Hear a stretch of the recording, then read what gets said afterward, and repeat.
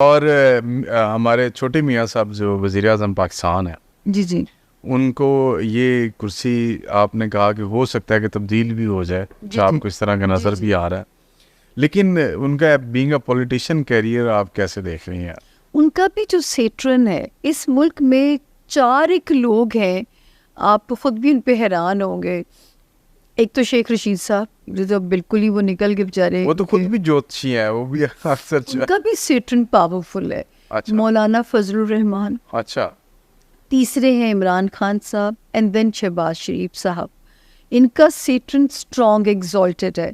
तो जब मियाँ साहब की एक और मेरी पेशगोई सर उमर बहुत हिट हुई थी, जब पानामा के केसेस थे, और मैंने कहा था कि -1 होगा, नवाज शरीफ साहब माइनस हो जाएंगे, लेकिन नून लीग अपनी मुद्दत पूरी करेगी। तो उस वक्त भी मैं कहती थी कि इनको चाहिए अपने छोटे भाई को दे दें, क्योंकि उनका सियासी सितारा बहुत स्ट्रॉन्ग है। लेकिन शायद उससे वो कोई इनसिक्योरिटी थी या कोई फैमिली इश्यूज होंगे कि उन्होंने खाकान साहब पे भरोसा किया। और जो है, लेकिन शहबाज शरीफ साहब का भी सियासी सितारा, इन्हीं ये 4 लोग हैं जो मैं आपको देखिए, मौलाना फजलुर रहमान साहब, चाहे उन्हें आप ना भी कोई इलेक्शन जितवाएं, कुछ भी ना करें, फिर भी वो इम्पोर्टेंट हो जाते हैं। ऐसी है, वो तो पीडीएम के सरबराह रहे हैं, जबकि हालांकि उनका कोई हिस्सा नहीं था। उनका भी सियासी सितारा क्योंकि बहुत स्ट्रॉन्ग है। चाहिए। अच्छा, मुझे ये बताइएगा कि अभी हुकूमत और पाकिस्तान, अफवाज पाकिस्तान, या जिसे आप इस्टेब्लिशमेंट भी कह लीजिए, उनके ताल्लुकात कैसे हैं? देखिए, इस वक्त तो जो है ये इदारे इनका। अच्छा, इससे पहले एक सवाल है, हाँ आप जी। भी पर्सन की आप कैपेसिटी में स्टडी करती हैं कि इदारों की भी कोई स्टडी होती है, या इदारों के हवाले से? बिल्कुल होती है, क्योंकि ये करनी पड़ती है। मार्स जो है वो फौज को रिप्रेजेंट करता है, फोर्सेस को करता है। जुपिटर जो है वो कोर्ट्स को करता है, अच्छा, तो जो है आपकी अदलिया को करता है। यूरेनस जो है वो आपकी ब्यूरोक्रेसी को करता है। तभी तो मैं कह रही हूँ कि मैं इल्म की बात करने वाला बंदा हूँ, मैं हवा में नहीं छोड़ सकती बातों को।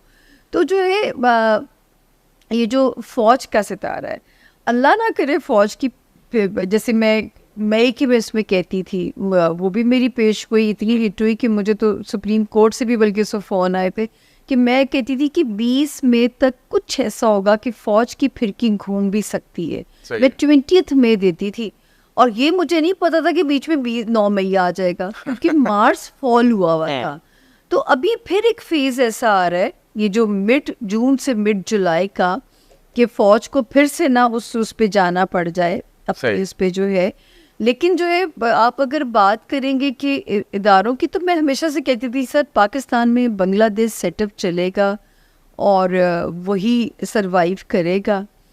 तो हम फौज को माइनस नहीं कर सकते। फौज का रोल जो है अपने निज़ाम में से जो है सबसे एक फाइनल अथॉरिटी जो है, क्योंकि मार्स पावरफुल है पाकिस्तान के जायचे में।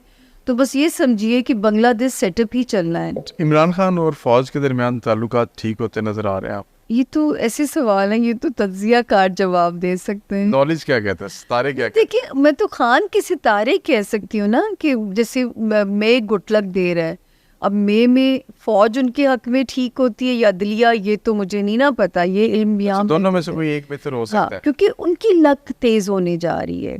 तो जो कौन उनको सपोर्ट करता है, कौन फिर वहां से उनको उनके लिए रिलीफ बनता है, ये गैब का इल्म है। ये बड़ी अच्छी एक उन्होंने न्यूज़ दी है, बल्कि उनकी प्रेडिक्शन है कि मई में खान साहब के हक में कोई ना कोई एक इदारा शायद उनकी फेवर में आ जाएगा, और खान साहब के बेहतर टाइम जो शुरू हो जाएगा। अच्छा मैडम, ये एक और इशू है, इंटरनेशनल इशू है, उसके ऊपर भी थोड़ी सी रोशनी डाल दीजिएगा। ये जो फ़लस्तीन में अब जुल्म जारी है इसराइल की तरफ से, ये वर्ल्ड वॉर 3 की तरफ ले जाएगा? 100% जानी उमर। अच्छा, यस, ये तो 2-1 साल जमीन पे सुकून है। ठीक है। 2026 के सेकंड हाफ से मैं तो कहती हूँ अपनी ज़िंदगी को डे टू डे जिए, मत सोचिए सामान 100 बरस का, पल की खबर नहीं। तो मैं तो ये मैसेज हर अपने उसमें व्लॉग में देती हूँ कि खुदा के लिए अपने आज को जीना शुरू कर दें, मत अगले 100 सालों की प्लानिंग करें, क्योंकि रब ने दुनिया को ट्रांसफॉर्म करना है। ऊपर वर्ल्ड अलायंसेस में तब्दीलियाँ आनी है। अब ये मुझे लगता है कि पाकिस्तान किसी ऐसे अलायंस का हिस्सा बन जाएगा जिससे हमारा सर्वाइवल पॉसिबल होने जा रहा है। लेकिन उमर, ये बात तय है कि कि वर्ल्ड को श्रिंक किया जाएगा, जो दुनिया अल्लाह की जो यूनिवर्स है ना। अब हम में से कौन जीता है वो वक्त देखने के लिए, कौन मरता है। तो मैं तो कहती हूँ हर रात अपना बोरिया बिस्तर पैक करके सोइए, कोई पता नहीं कल हो ना हो। तो जो है ये अपना शुरू कर दें ताकि जो है उसको एंजॉय करके जाएं, मत अपने अजाब में डालिए, कर्जे के उसमें अजाब में, या अपने आप को चीजें जोड़ के मत जो आ जाए, हाँ कि जी कल देख जीने के लिए रखिए, जो आ जाए खुदा के। ये वाकई सच बात है। और आप देखिए कि आप देख रहे होंगे 2020 के बाद से कितनी अनप्रेडिक्टेबल अमवात आपने देखी होंगी, सोचा भी नहीं होगा। बच्चे मैं सुनती हूँ सुबह कनाडा जाना है, रात को बच्चा मर गया। बच्चे ने सुबह पढ़ाई के लिए उसका सारा कुछ तैयार, वो कई ऐसी मैंने अमवात सुनी। वो देखे ना हमारे prophet peace be upon him परेशान होते थे कि जो आखिरी दौर आएगा मेरी उम्मत के जवान नज़र लगने से मर जाया करेंगे। और नज़र बद क्यों इतनी वो बढ़ गई है? क्योंकि हमारे अंदर ईवल ज़मीन से, देखें कहा गया था ज़मीन से नूर उठा लिया जाएगा। यकीन जानिए मैं इसको एक्सपीरियंस कर चुकी हूँ कि अब दज्जाली पावर्स का दौर है। अब ज़मीन पे नूरानी ताकतें बेबस नज़र आती हैं, क्योंकि ये दो ही ताकतों की जंग है, नूरानी ताकतों की और दज्जाली पावर्स की। तो अब जो है ना नूरानी ताकतें बेबस नज़र आती हैं। इसका मतलब है वर्ल्ड एंड होने वाले। सर ये बाबा वांगा ने तो बड़ी लंबी डेट आपके साथ से दी, मुझे तो इतना लंबा सफ़र नहीं नज़र आता है। 50-70 का बता। देखिए एक तो है ना कि दुनिया कितनी बचेगी, उसमें से पता नहीं हम है कि नहीं है। इसलिए तो मैं कहती हूँ अपने आज में जीना शुरू करें, अपने अपने किबले दुरुस्त कर लें, अपने अपने जो है वो कनेक्शन अलमाइटी के साथ स्ट्रॉन्ग कर लें ताकि बख्शे जाएं। बिल्कुल ऐसे तो जो है खत्म हो रहा है। तो पता नहीं हमारे पास मोहलत है कि नहीं है। तो बाबा वांगा तो जहाँ तक देखते हैं, मुझे सच्ची बात है, मुझे तो कुछ और ही नज़र आता है कि इसको इसने श्रिंक होना है। सही है।